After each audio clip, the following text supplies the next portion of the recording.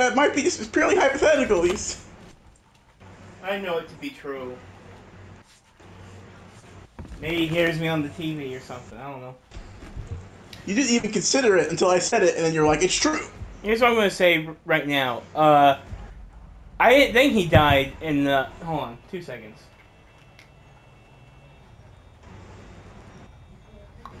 I was like, I'm pretty sure he died. He didn't die in the game.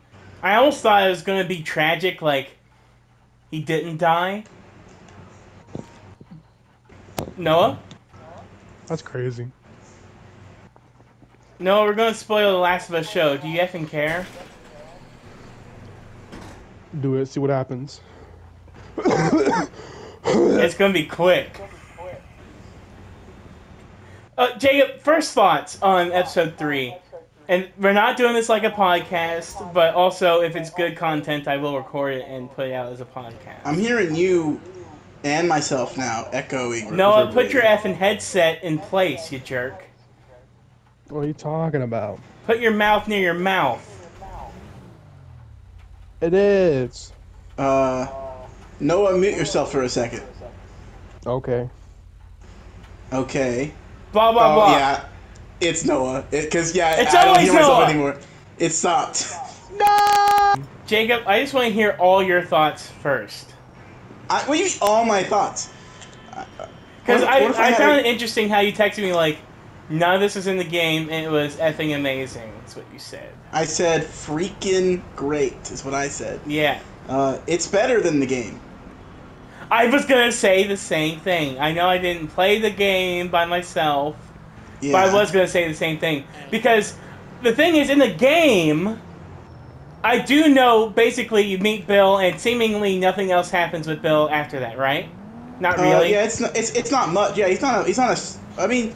You know, in the grand scheme of things, he's not a major character, and in the show, you know, in the grand scheme of things, he's only in one episode. We probably won't remember him as a major character in the show either. But yeah, what he had in the show was worth a lot more than what he had in the game. Okay, all right, we're going to keep piecemealing until we get to the bigger junk.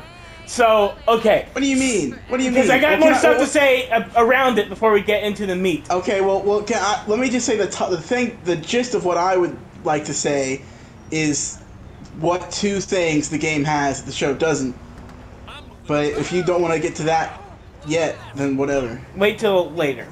So, here's the thing. Okay, so,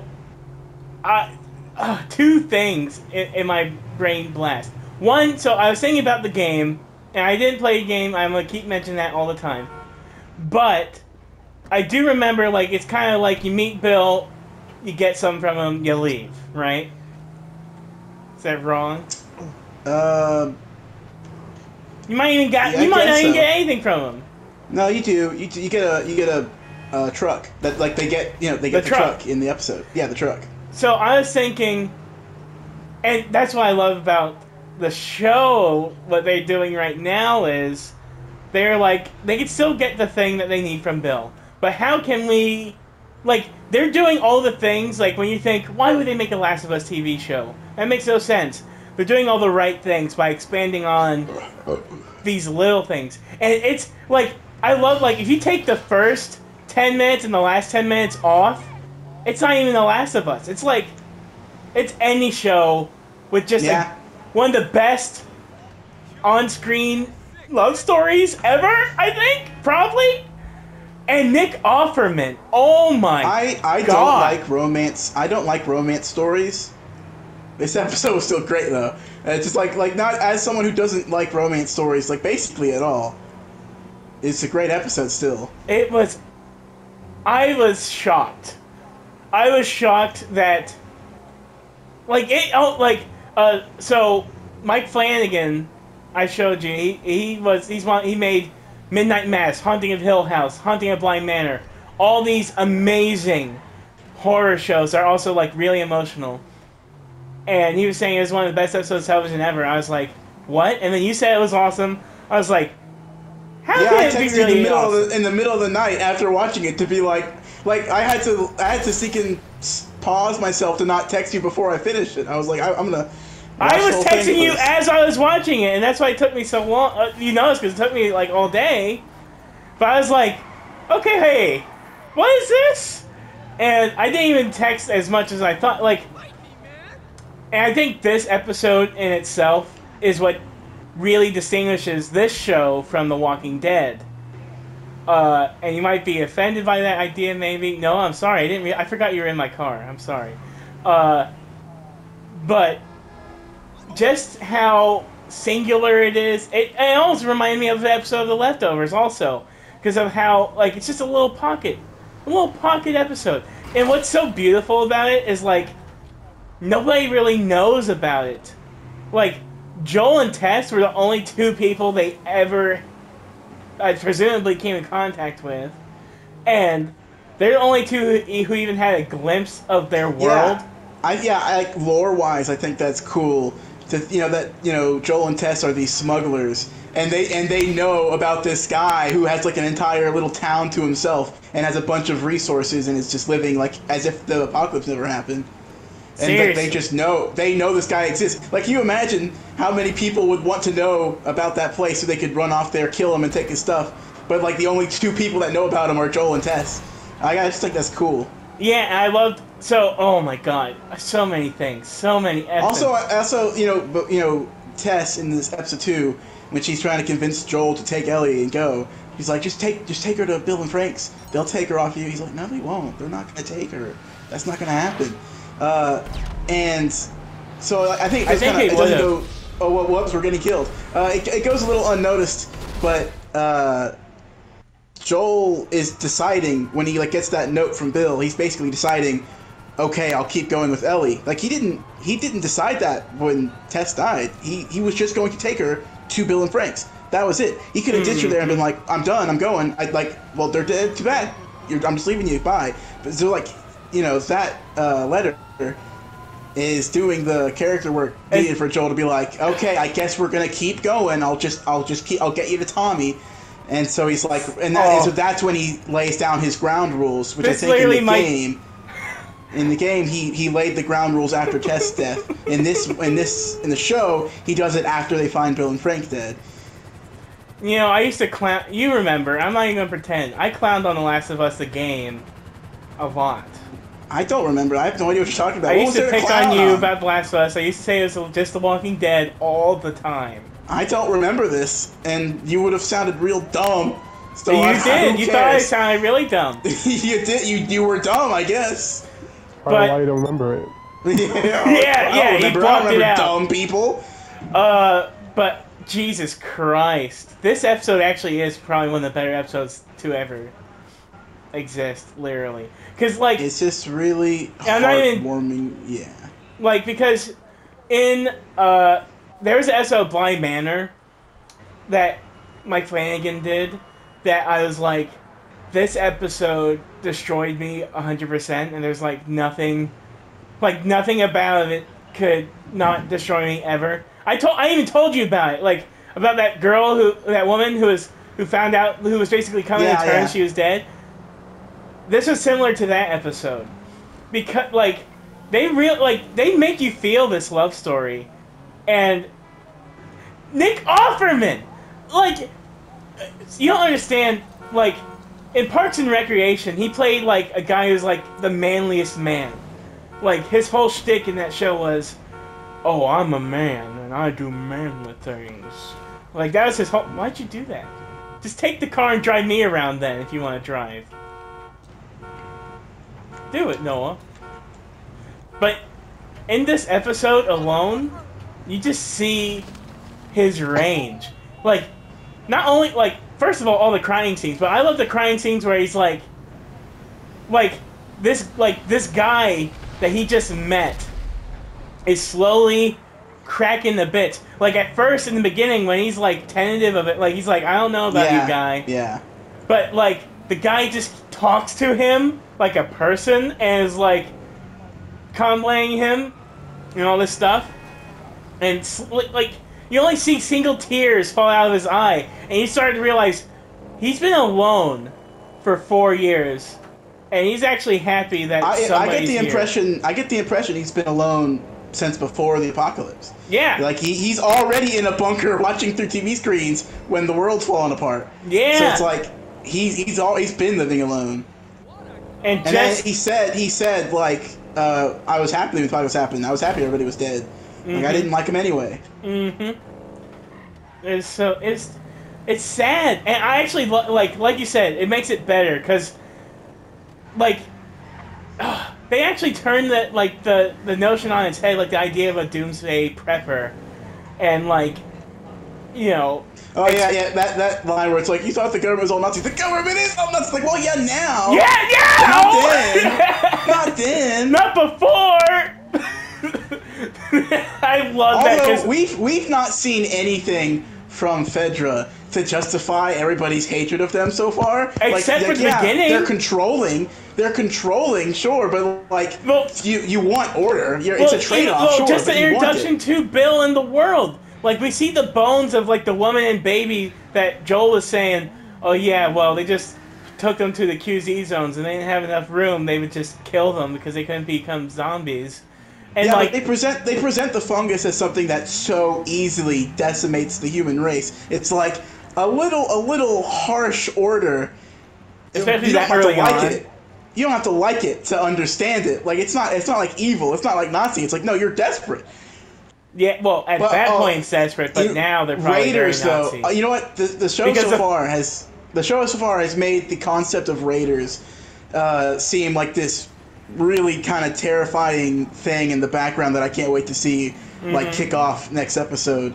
Like games like Fallout have got me a little desensitized to the idea of Raiders, but like a post-apocalyptic world where things are, all order is gone and you have groups of people who gang up and take what they want, it's actually terrifying. And when they showed up to attack Bill and Frank's place, it was like, you were like, oh man, this could go bad. Well, that's the thing. The whole time I was wondering, okay, when is one of them or both of them going to die? And when is it going to be sad and devastating?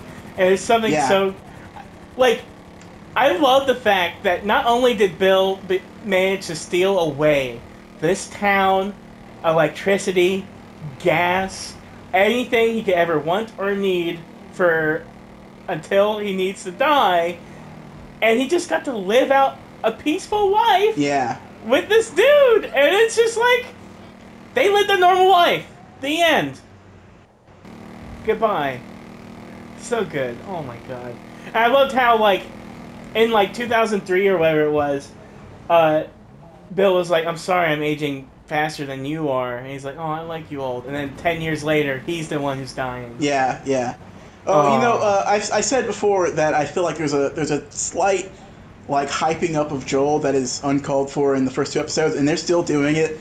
They're still doing it. It's not severe. It's not severe. It's not like it's a nitpick. But I'm like, I wish there was none of the hyping and just him doing stuff. Well, I think they might be doing kind of like a little like a Wolverine-y type deal. Like, they're building him up, and then when you finally do, whenever it is, I think we are going to see him explode, and he's just going to go kill so many people. Ideally, you just don't hype him up. It's not supposed to be cool or impressive even. Again, nobody in the game ever respects what Joel is actually capable of. Well, I don't even think they necessarily hyped him up.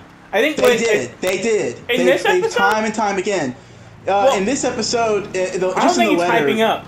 Just in Bill's letter, he's like, oh, I can't help any mother effer that gets in our way. It's like, we still haven't seen Joel do anything, so stop it. That's true, but I do like at the dinner scene when he's pointing the gun, and Joel's like, I'm the same way.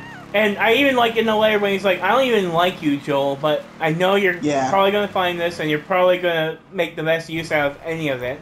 Yeah, no, I loved how when they got attacked by Raiders and he got shot, he was like, call Joel, you can't be alone. Not call Tess. Call Joel. Joel and Tess are their only friends, and Joel is the one that he respects. Is like Joel could keep someone alive, is what he's saying. He's like, get Joel.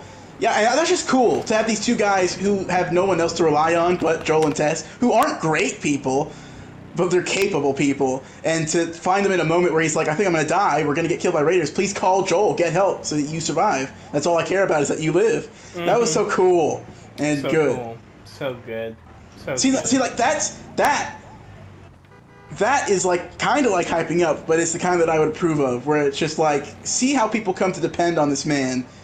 That's cool on its own. You don't have to say, oh, he's dangerous. You could just be like, hey, call Joel.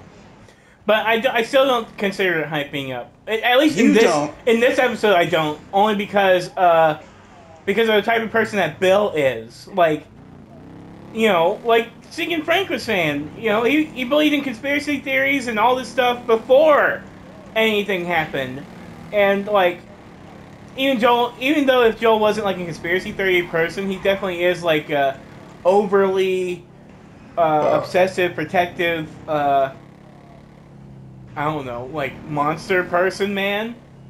And even if you could call it hyping up, like, it's more like a study, like, if Bill can approve of him and we're judging Bill on his morals and standards, it's like, well, I mean, how good is Joel then if he's just like this guy? And like, no, let's assassinate these targets while we're just talking. I'm sorry, Noah. These random murders. Let's just kill these people. But yeah, that was cool that in the letter he's like, oh, keep that safe. Mm-hmm. It's like, oh man. Because in the game, Joel doesn't tell Bill that Tess is dead. Bill's like, oh, where's Tess? You're usually always together. And Joel's like, she's not with me on this one. And I think Bill like kind of guesses, like you get the impression that he guesses maybe Joel and Tess are having like a falling out. But you know, he and Frank just had a falling out, so maybe he's like kind of projecting that. Anyway, yeah, he doesn't tell Bill Tess is dead, and Bill says all these stuff about how, oh, your partner's just getting in your way. Okay. Oh, what? No, go ahead and ask. Is Frank in the game? Frank is dead in the game. Yeah, that's what I thought. At the end of the level where you're with Bill, you go into a house and Joel and Bill argue a little bit. Then Bill looks to the side and sees somebody hanging, and Joel's like, "What? Is this someone you know?" And Bill's like, "Yeah, Frank, my partner." And he's hanging and he's got zombie bites on him. So he was bitten and then he killed himself because he didn't want to turn. And he leaves a note. The note in the episode is, basically, taking the idea in the game. Frank left a note for Bill that basically says like, "Oh, I can't stand you. I'd rather die than still be with you." But he's like kind of exaggerating, kind of like an old yeller. Yeah. Like forget about me kind of thing. Yeah, go and run, don't come back. And you can give the note to Bill or not. Aww. And if you give it to him, he crumples it up and throws it aside. Which what Joel did in this episode. Yes, in the episode that's referencing that. But yeah, you're so right. This makes that way better. Like it does. So like two things that the game has that the show doesn't. One is the banter between Bill and Ellie is funny in the game. Like he really does not like Ellie. He gets annoyed by her. And so it's like, oh, it's unfortunate that he's not alive to meet them, because that would have been fun. And then the second thing is, I saw someone on Reddit today say that in the game, Bill is sort of a cautionary tale for Joel, of like, this is kind of like the ultimate form of what Joel is as a survivalist. Mm-hmm. He's completely isolated himself from other people. He refuses to care about anyone. He drove away the one person he was actually close to. Frank is gone and then dies. And so, like, this is what Joel, risks becoming if he won't open his heart to anybody.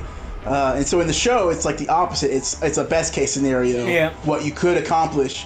So I think, But not even just what you could accomplish. Like, also, like, the pure necessity, want, need of companionship in any shape at all. And, like, literally, he's crumbling to tears even when he first, knows that he's friendly. Not even when he's complimenting like his cooking or just being happy. He's starting to tear up when he's like, oh, this is just a guy who's just desperate for help, and I can just do something about it. And so yeah, in the game, he's basically worst case scenario what will happen if you don't open your heart up to people, and in the show he's best case scenario why you should open your heart up to people. Mm-hmm. So yeah, neither of those makes the show worse in any way. The trade-off is very worth it for what they accomplish in the show. And I think when you were complaining before about how can you make this cinematic. It's not even about making this cinematic. This isn't about being cinematic. This is about like television. What cinematic? What are you talking about? What did I complain about cinematic? You were saying like, oh well, the thing about the show with the game being cinematic already.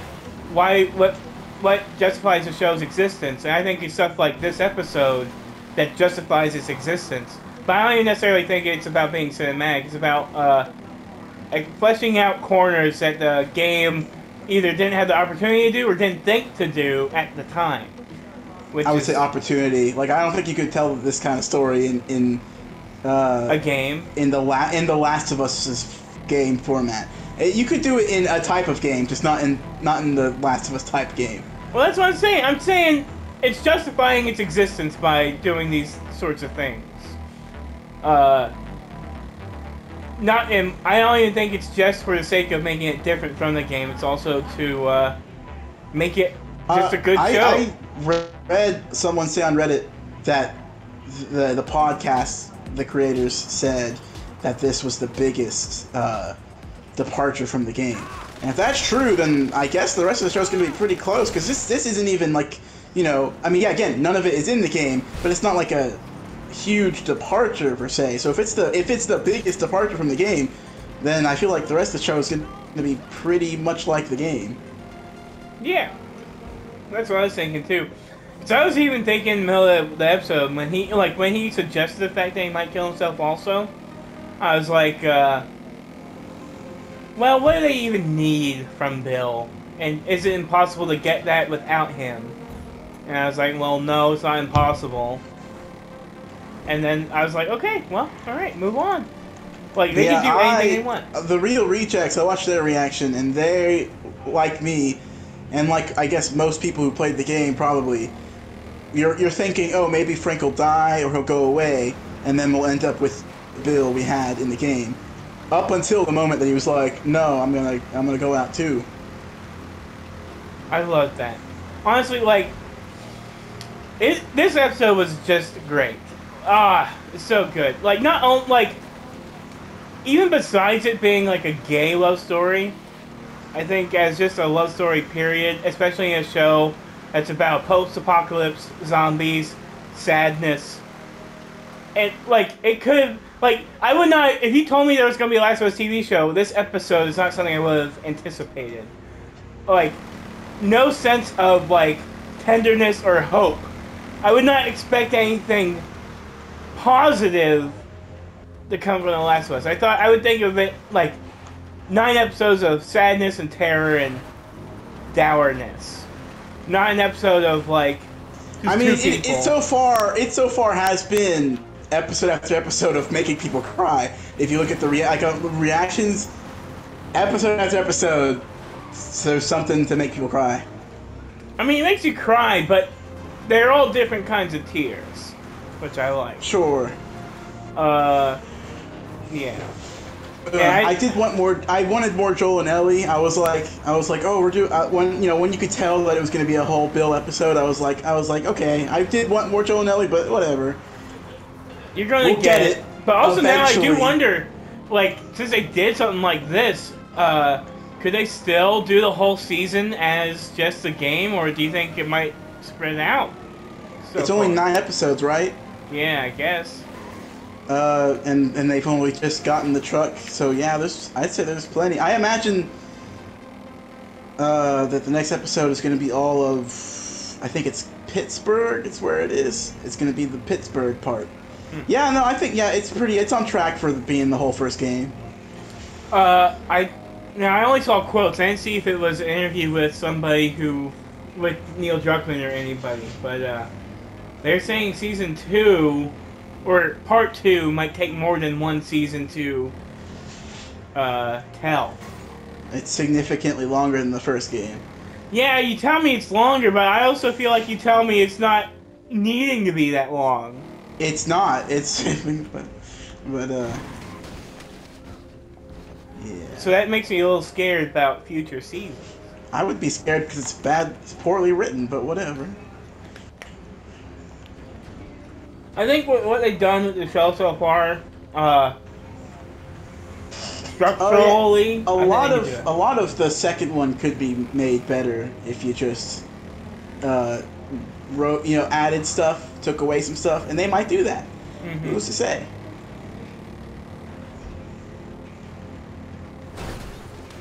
Oh my God, no.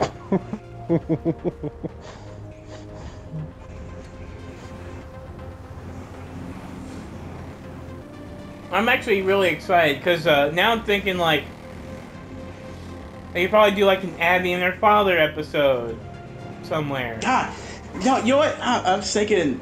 Yeah, no, they are definitely on track for this being the whole first game. I'm like, there's a lot. Like they just like the first level practically is done. That's it.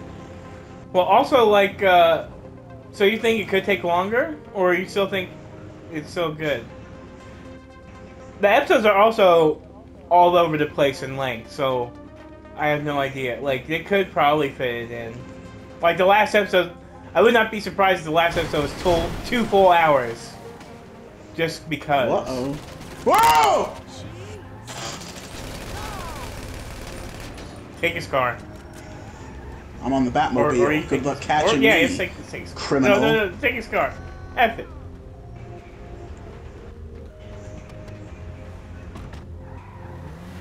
I'm gonna guess next episode, Pittsburgh. Maybe we introduce Henry and Sam, but that what happens to them probably isn't gonna happen until the episode after that.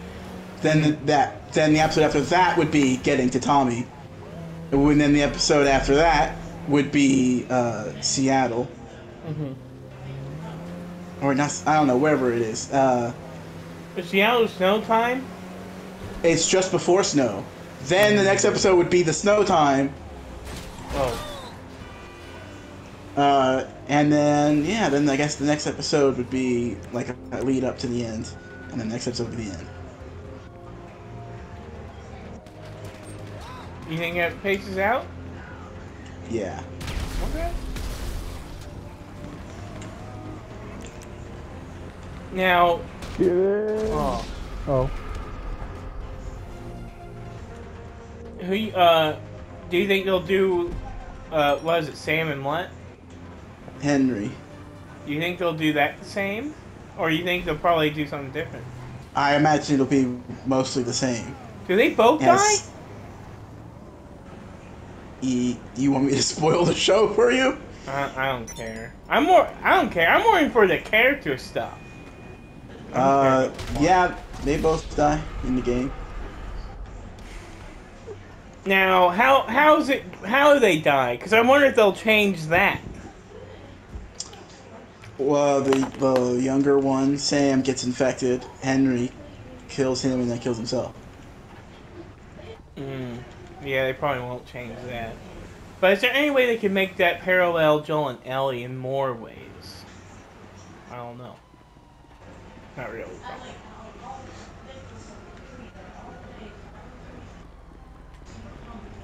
Do we have anything we could do that's crazy?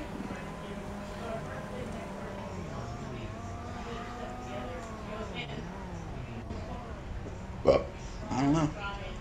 I need